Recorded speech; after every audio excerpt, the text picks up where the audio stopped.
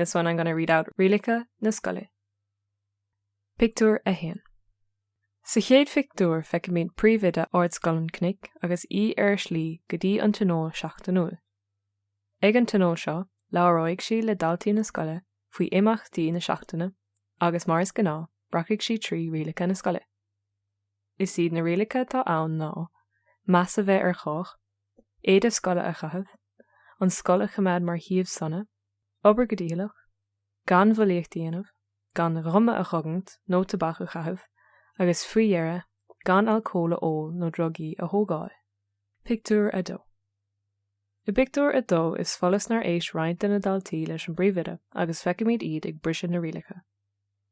Tá buachalaí ann ag imirt pelle, ach go tobann tas níonn siad ag trid. Ní siomh sanna é ar aonos.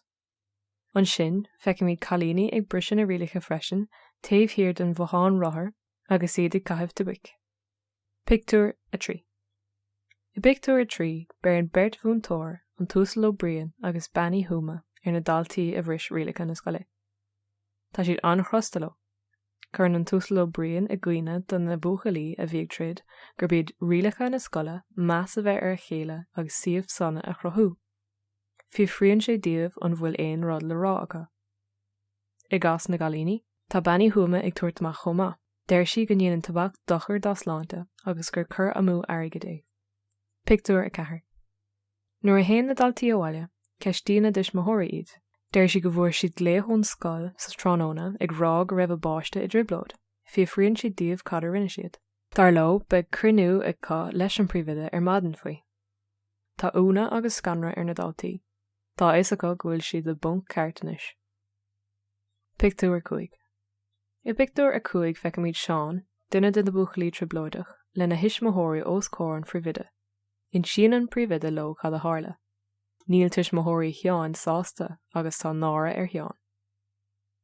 Tá na daltaí triblóideacha eile sa seomar feithimh le na dismóthóirí ag feithimh leis an bríomhide. Pictiúr 6. Sa Pictiúr deireanach feiceann míad na daltaí a bhris Rialacha na Scoile i gcuineáil tar éis Scoile. Is é an pinósta chathamh de buic ná uair an chloig amháin i gcuineáil tar éis Scoile agus is é an pinósta rid na rá uair an chloig.